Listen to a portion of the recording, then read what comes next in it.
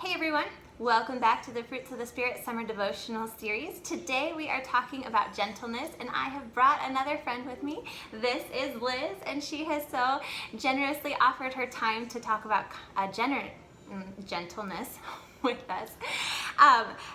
When we think about being gentle, it's not something that's confusing to us. I think we all know how to be gentle. We just maybe don't always do it as well as we'd like to do. The dictionary definition of it is pretty simple. It says it's the quality of being kind or tender or mild-mannered, softness of action or effect. We know that from the Bible, gentleness is commanded of us, and that's one reason why it's important for us to look at it and try to let the Spirit build gentleness in us. Philippians tells us, let your gentleness be evident to all. As I think of gentleness, I start to think about how it overlaps with a lot of the other fruits of the Spirit. When I think of being gentle, it requires being kind. It requires loving other people, and those are two that we've already looked at. But I also think it's interesting that we're talking about gentleness before we get to self-control next week, because gentleness requires a lot of self-control.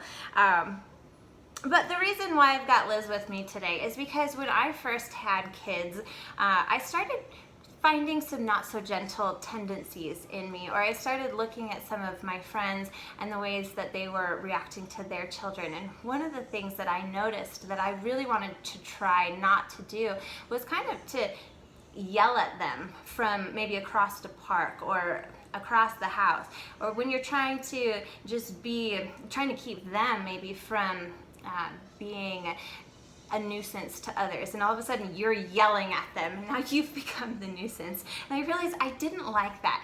And then I moved here to Colorado and I met Liz, and she was doing what I wanted to do. She was such a good example for me, and I know she laughs because it's probably not always how she reacts, but she was such a good example of that gentleness to her kids, softly telling them what they needed to do or instructing them with that gentleness that I wanted to see in me. So I just thought we'd talk to her today to see some of her perspectives on gentleness.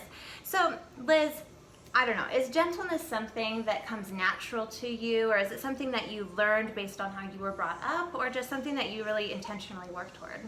I think a little bit of all of that. I do laugh when you say gentleness, because you're right. Inside, it doesn't always feel gentle, even when your response is gentle. Sometimes it doesn't feel that way. And our response has to be a choice of self-control. So I liked how you put that. But for me, I think I grew up definitely sensitive.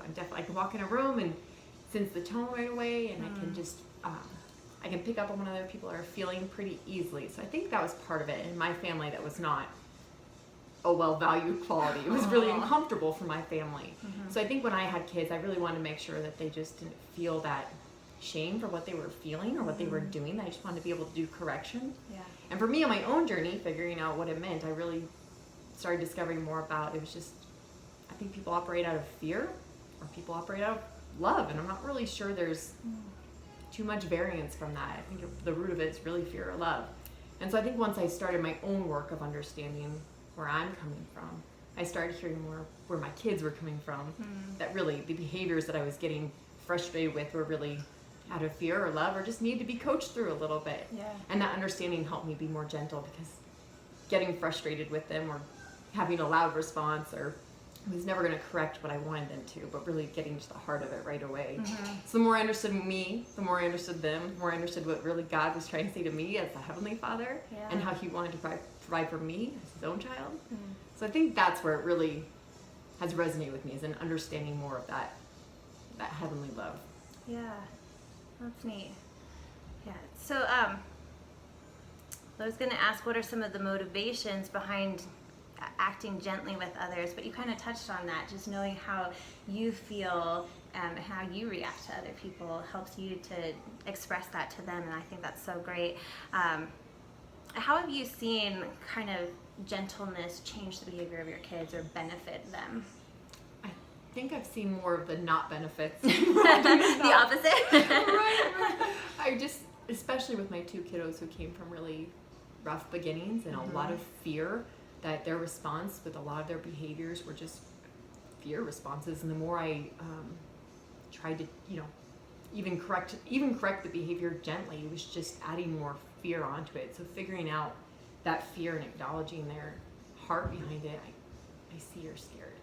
I know this is scary. Or even just acknowledging and giving the space for, this is terrifying that I am handing you a sandwich, was really where they needed to be met. So I think that was where I see God just speaking to me in that way, is that this is not an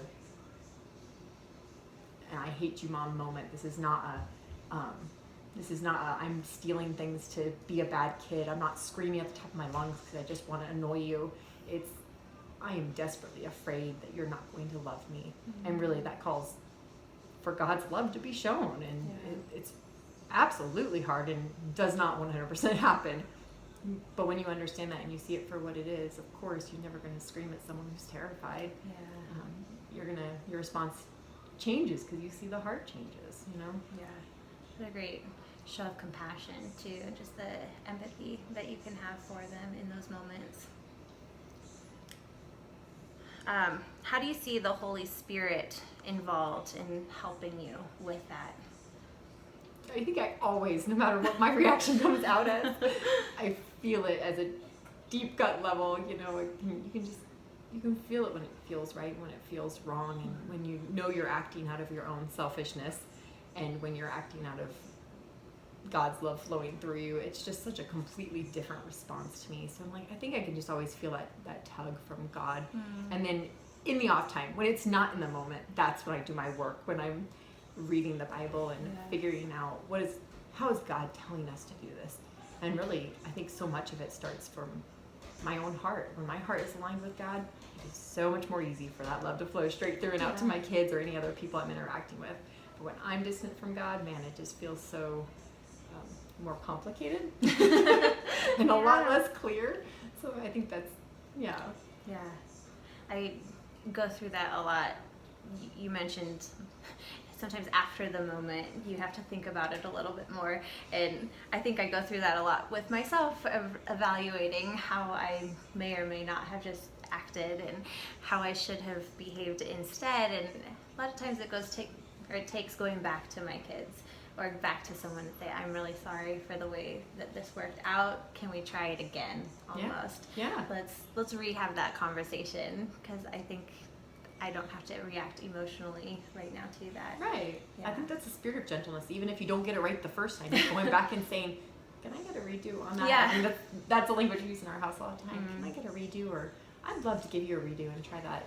Yeah. Try that the way that we all would feel good about, and do. Just let that be the reality of what happened, is the redo, and let the peace go of, we all make mistakes. We can let that go. God's grace is enough. We can just be done with that and have that gentle way is our real way, Yeah. What are some of the challenges that might get in the way of being gentle? Time. It is always time when I am pushed to get somewhere on time, or when I don't have enough time to be able to do something, when I have something on the stove and I'm cooking. Goodness gracious, I know that is when I never have gentleness. When I have my time constraints, I just want it done. I want it done now, and that is not how anyone operates. Feelings are very different when you need to work through them, when you need to express them, when you need something. I mean, it's just, it takes time. It takes giving someone, especially with our littles, I think mostly of our littles, because that's where I'm at right now, but it does. It takes giving them the space to be able to have what they need to have. Man, that's when I fall apart, is when we're trying to get out that door. No kidding. Oh, goodness. Well, how do you see gentleness make a difference for you and your kids, or the rest of your family, friends, however that might be? Just sort of a comparison between when you do see gentleness enacted versus when behaviors aren't quite gentle. For sure. I definitely think as women, we're the leaders of the emotional state of our house. We look to our husbands to be the leaders for a lot of things, but man, I think we're just that thermostat that either we can turn it any way we want, at least from what I've seen in my experience. And so when I'm able to give a gentle answer, it's amazing when my kids turn back on me and they're like, it's okay, Mom, or I stubbed my toe and I'm making the ugly face, and my little 3-year-old comes up and says, "Do you need a hug right now?" I'm like, that's for me the fruit of it right there, is when we can do it back, we give it to each other. When Brock goes and seeks someone out at the playground is his favorite thing, and he finds someone who's just lonely and needs someone, and he's always just seeking them out and finding a way to be friendly, and I love that. I love seeing the gentleness returned. That's great.